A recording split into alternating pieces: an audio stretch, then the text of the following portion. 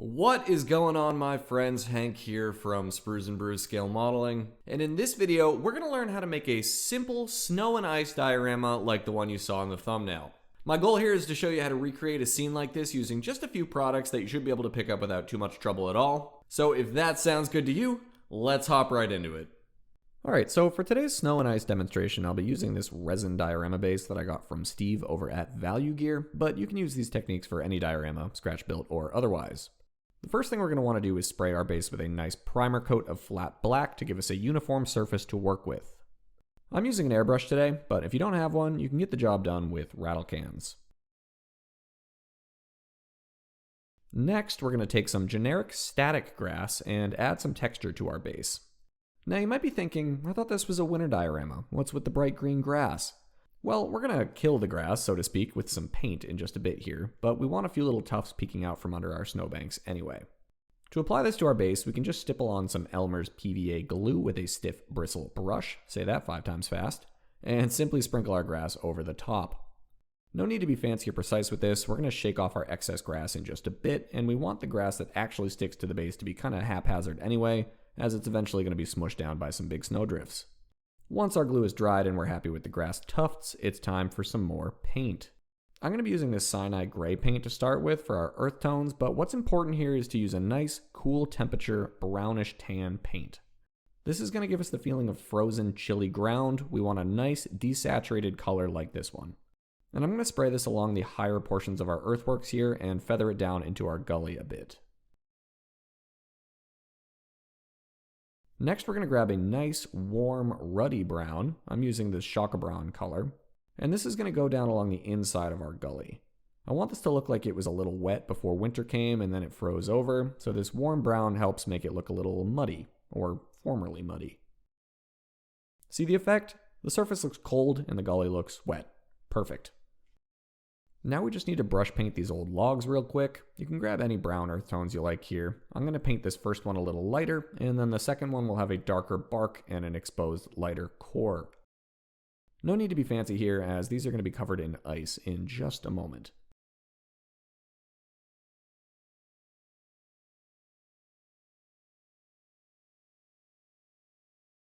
Alright, to add a bit of wetness to our gully, we're going to grab some enameled dark wash and brush it through the whole interior of the gully. This is going to really drive home the fact that this used to be wet and mucky before the frosts came. Once that's set, we're going to do two things. Spray the whole base with a coat of gloss varnish to protect our work so far, and we're going to mask off the ends of our gully with some masking tape. For our ice, we're going to start with this clear kitchen and bath silicone caulking. Most folks use a 2-part epoxy resin for water and ice dioramas like this, but that can be a little intimidating sometimes, so I wanted to provide a nice, easy alternative for you guys that still looks great. You can pick up a tube of this stuff for less than $10 at your local hardware store, and once it's in the gully, you can just move it around with a plastic spoon or whatever disposable tool you have handy until you're happy with the results. Walk away, let that set for up to a half hour, and you're left with this nice, shiny, frozen, muddy ice look, which is exactly what we wanted here. Shifting gears a little bit, I wanted to add a rather chilled out figure to our diorama, so I volunteered this comrade from an old Tamiya T-34 kit. Our figure is going to have met his fate on the frozen steppe around Kharkov. I wanted to emphasize just how terrible and bone-chilling the fighting was during the Third Battle of Kharkov in the winter of 1943, and this unfortunate fellow is going to serve as our grisly reminder of that fact. His legs were a little bit too much in this pose, so they got the snip here. Sorry, buddy. That's better. I did a little test fit to see where I wanted to bury this figure in an eventual snowbank, and I think that he looks pretty good right here. Now we just need to paint him up. I won't go into a ton of depth here so we can get back to our dio work, but we'll start with a primer coat and then hit the whole figure with a coat of Dunkelgelb for his quilted uniform. Next we'll paint in the details of his hands, head, hair, and Ushanka hat. Remember, he's going to be mostly covered by snow, so I didn't spend my whole day painting him up. With the basic colors painted in, we'll do a quick bit of weathering. First, we're going to spray the whole figure with a gloss coat of varnish to protect our paint. Then we're going to grab some enameled dark wash and sludge it all over him. This is going to help pop all those lovely quilted details in his uniform. Once that's on there, we can take a little enamel thinner and clean up the excess wash from our figure.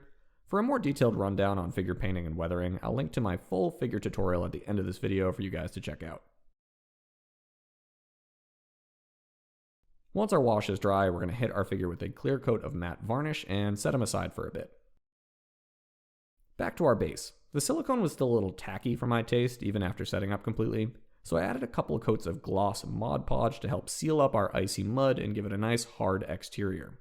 This definitely helped and didn't change the appearance too much from when it was just silicone. For our first proper snow effect, we're going to use some golden light molding paste. This will be for our thick, fresh snowbanks. And we're just going to frost this on with a plastic spoon or knife, just like it's cake frosting. It's going to look a little weird at first, but trust the process. We want this up on either bank of our little gully here. Imagine this extends into a big wheat field or goes along the side of a snow-covered dirt road or something. Use your imagination. Once the snow is all applied, I found that a plastic butter knife was handy for smoothing out the surface and making it look a little more natural and windswept. The golden paste is workable for quite a while, so I took this opportunity to add some tufts of wheat and grass to help simulate our field. These will cement in place once the product dries completely. Now we're going to add our poor comrade here, just smush him into the snowbank as though that's where he fell in combat.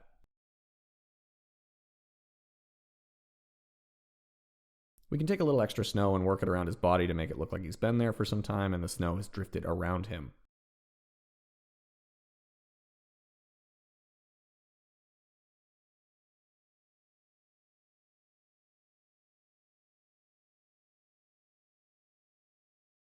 Since his arms are in this upright position, I wanted to make it clear that he's totally frozen. So I airbrushed a really light coat of satin white over his body.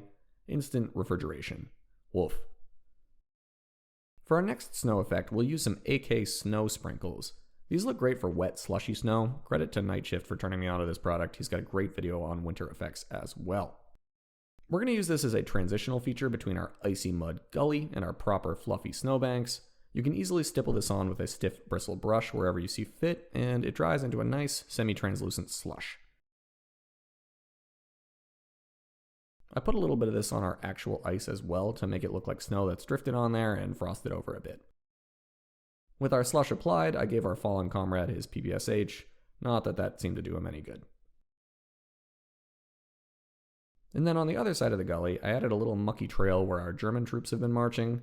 I wanted this to look like it's been heavily sloshed through, so I added a bit of dark wash to my brush and used the brush itself to simulate footsteps. I think the effect worked out pretty well.